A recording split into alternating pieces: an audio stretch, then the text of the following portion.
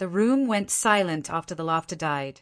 Her lipstick smudged on his cheeks still glistened under the chandelier light, and his words were colder than the champagne in my glass. It's just how I say hello to old friends. The crowd tittered nervously, as if humiliation was entertainment. My name is Savannah Reed. I'm 28. And if you think you know how this story ends, stay tuned. Have you ever had someone betray you so openly that it felt like the floor beneath you turned to glass? If yes, tell me in the comments. I'm not alone in this. The clink of cutlery seemed louder than my pulse. I smiled, not because I forgave him, but because silence sometimes cuts sharper than rage. I walked past her, the so-called old friend, and let my lips brush her cheek with a mocking familiarity. The collective gasp was the sweetest applause. He froze. His hand twitched as if he wanted to reach for me, but the band kept playing, strings trembling in the air like my own veins. I left my half-full flute on the table, the condensation ring blooming like a stain on the white cloth. Outside, the night air slapped me awake. My car key felt heavier than gold in my palm, the motif that would follow me long after this night. The key wasn't just for the car, it was for my escape, for freedom, for the doors I would open without him. And as the mansion doors closed behind me, I realized betrayal doesn't always burn. Sometimes it chills you so deeply, you walk away before the flames even begin. Rain speckled the windshield before I even pulled out of the driveway, each drop clicking like a metronome against the silence I carried with me. My fingers clenched the key so tightly my palm bore its imprint, as if I needed proof that I was still in control of something. Inside that house, people were still sipping champagne, pretending not to notice what had happened. But I noticed. Everyone noticed. The phone buzzed in the passenger seat. His name lit up, glowing blue against the black interior. I didn't answer. Let it vibrate. Let it scream. It couldn't outmatch the roaring in my chest. Instead, I watched the reflection of the mansion lights shrink in the rearview mirror until they looked like fireflies I would never chase again. Savannah, you're overreacting. His voicemail bled through the speaker when I finally pressed play. It's tradition. I always greet her that way. Tradition. The word felt like poison, an excuse dressed in formality. I parked in front of my apartment, heart pounding. The silence of the empty lobby was kinder than any voice I'd heard tonight. I walked to my door, heels echoing like a countdown, and slipped the key into the lock. That same key, its groove still etched into my skin, slid smooth as butter. The door welcomed me home, unlike him. I set my ring down on the counter. The diamond caught the fluorescent light, cold and sharp, but meaningless. The buzzing started again. More calls, more apologies. I didn't pick up. I knew then. He thought my silence was negotiable. But silence is only dangerous when it's patient. And my patience was about to become his punishment. Morning light spilled across the blinds, slicing the room into strips of gold and shadow. I hadn't slept. His calls had multiplied through the night. 32 missed, 6 voicemails, all variations of denial. But the last one was different. Savannah, don't embarrass us. Let's talk before people start asking questions. Embarrass us. The audacity clung to my skin like smoke. My phone, face down on the counter, buzzed again. I didn't flip it. Instead, I stared at the key in my hand, the one that had opened the door to this sanctuary. A thought struck me. Doors don't only open. They can also close. By noon, there was a knock. Not him, huh? The old friend. She leaned against my doorframe, perfume heavy, smile sharper than her heels. You still wear that perfume? She asked, as if this was a reunion and not an intrusion. My silence unnerved her. She adjusted her dress. Look, it was nothing. He loves you. Don't ruin it over a kiss. Her words dripped with faux sympathy, but her eyes flickered with victory. I wanted to slam the door. Instead, I let her speak, because every lie was evidence. When she finally left, her laughter echoing down the hall, I locked the door again. This time, I turned the key slowly, savoring the click. It sounded final, like a decision. I sat at the table, pen in hand, and opened a blank page of my journal. Across the top, I wrote one line: "Betrayal isn't the end. It's the blueprint." And for the first time since last night, I smiled, not at him, not at her, but at the plan beginning to breathe inside me. By evening, the city pulsed with noise, but my apartment felt like a vacuum, quiet, controlled, mine. I brewed coffee I didn't need, watching the steam curl like smoke from a fire I hadn't yet lit. My phone buzzed again. This time, it wasn't him. It was his mother. "Savannah, darling." Her voice oozed through the voicemail, sugar-laced with steel. "He told me you misunderstood. Don't make a spectacle. People talk. Be a good wife." A good wife. The word stung sharper than the betrayal itself. I pressed the phone to my chest, listening to the faint hum of the refrigerator, reminding myself I was still here, still solid. Their narrative was already spreading, twisting. But glass only seems fragile until it's weaponized. I pulled the showbox from under my bed. Inside, receipts, photos, tiny fragments of truth I'd collected unconsciously over the years. Nights he came home late, stories that didn't add up, sudden trips. Back then, I'd pushed the doubts aside. But tonight, those scraps were my arsenal. The key lay beside the box. I traced its ridges, realizing its weight wasn't just metal, it was memory. This key had once unlocked safety, laughter, shared mornings. Now, it unlocked clarity. At midnight, I slipped into my car and drove. Not to him, but to her. She lived in a high-rise downtown, glass walls gleaming like arrogance. I parked across the street, engine off, watching her silhouette move behind curtains too thin to guard secrets. My heart pounded, not with jealousy, but with precision. If they thought my silence was surrender, they were wrong. Silence was strategy, and the city lights outside her window, they weren't twinkling, they were flashing warning signs neither of them could read. I leaned back in my seat, whispered into the darkness. "You both wrote the script. I'm just changing the ending." The following morning, his knock rattled my door. Not gentle, not pleading, insistent, entitled. I didn't move. Through the peephole, I saw him pacing the hallway, phone pressed to his ear, jaw tight. He wasn't calling me. He was reporting me. To whom? I didn't know. Maybe his mother, maybe the friend, maybe the world he thought still revolved around him. "Savannah, open the damn door. We need to talk." His voice cracked, but not with sorrow, with panic. That panic was my fuel.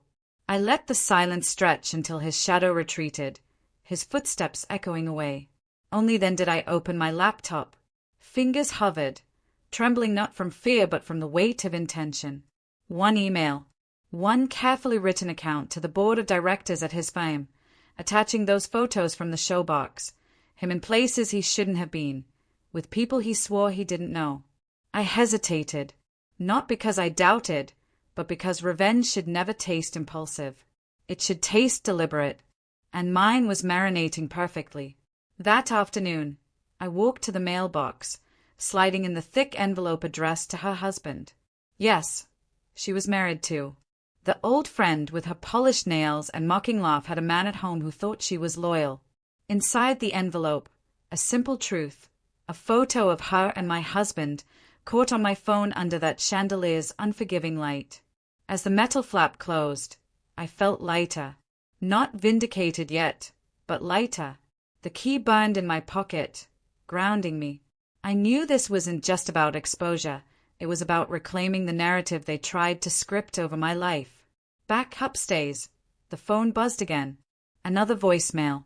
His voice low, urgent. "Savannah, whatever you're planning, don't. You'll ruin everything." I pressed play twice, savoring his fear, then whispered back into the empty room. Exactly. The next morning, I woke not to silence, but to the vibration of my phone dancing angrily across the nightstand. 4 to 7 missed calls, 10 new voicemails. His desperation was loud now, and desperation meant cracks. I poured myself coffee, dark and steady, and pressed play. "Savannah, please, let's fix this." Another, "You don't know what you're doing." And then, rage. "You'll regret this if you go too far. Don't ruin my life over one stupid moment." One moment, as if betrayal could be measured in seconds. As if the kiss was the only wound, and not the years of erosion it revealed.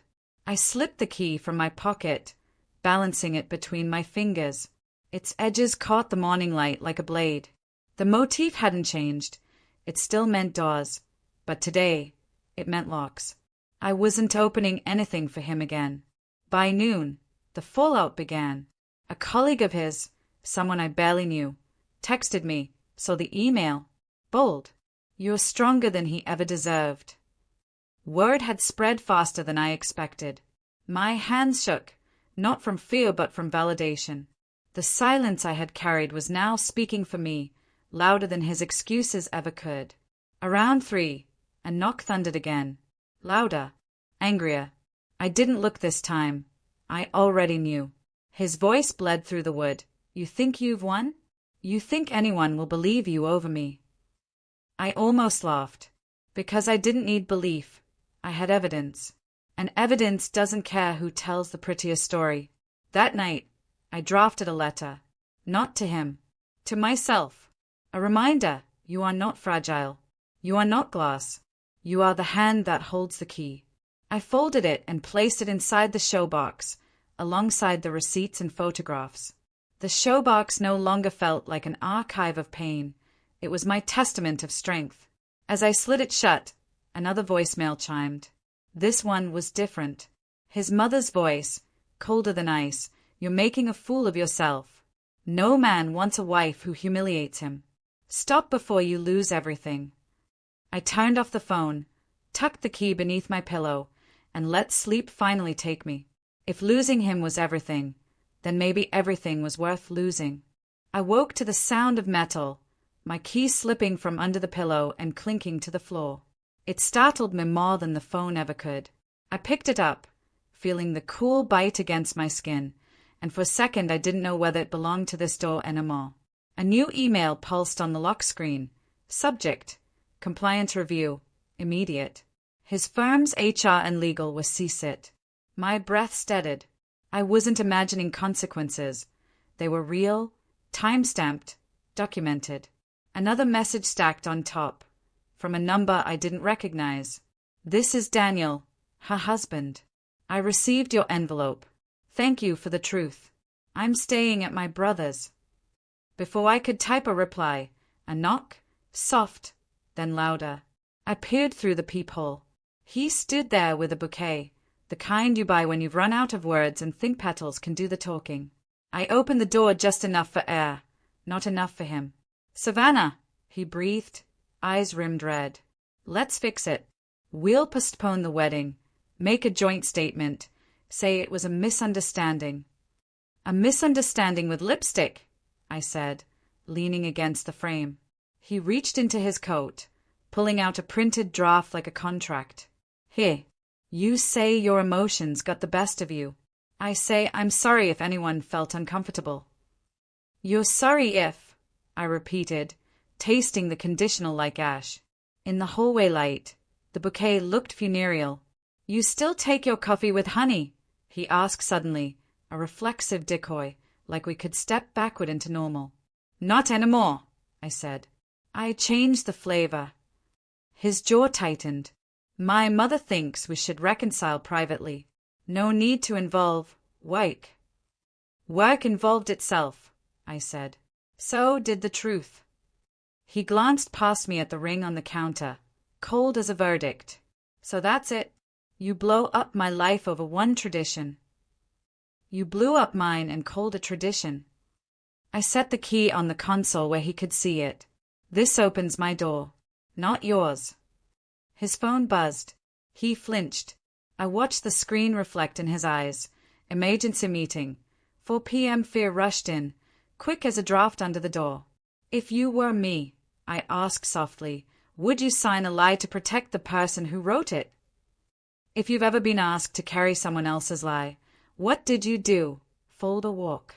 Tell me honestly. He looked at the bouquet, then at me, and finally understood. Flowers can't unlock a door that your own hands locked. The key gleamed between us, no longer a promise, but a boundary. The key still sat on the console, its edges catching light like truth itself. He stayed at it, waiting for me to reach, to turn it back toward him. I didn't move.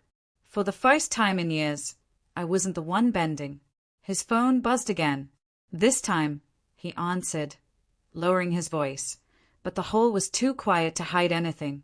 Yes, I'm on my way. No, I didn't authorize those expenses. We'll contain this.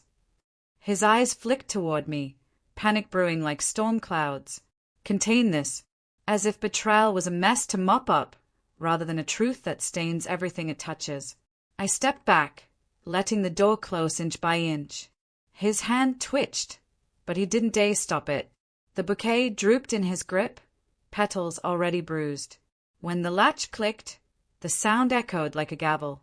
Inside, I exhaled. Not shaky this time, steady, measured. I walked to the counter and slipped off the diamond ring, placing it beside the key. Two symbols of what I had carried. One promised love, the other promised freedom. Tonight, freedom won. My journal lay open on the table, the page from days before still visible. Betrayal isn't the end. It's the blueprint. I picked up the pen and added beneath it, and blueprints build better futures. For weeks, I had been living in his shadow, rehearsing his excuses, carrying his lies. But shadows only exist where light is blocked. And I had finally moved out of his way. The phone lit up once more with his name. I turned it face down. This silence wasn't revenge. It was clarity. If you've ever had someone try to make you smaller just to protect themselves, then you know walking away isn't weakness. It's the loudest kind of strength. I pressed my hand to the key one last time, then let it rest. Not to open, not to close, just to remind me.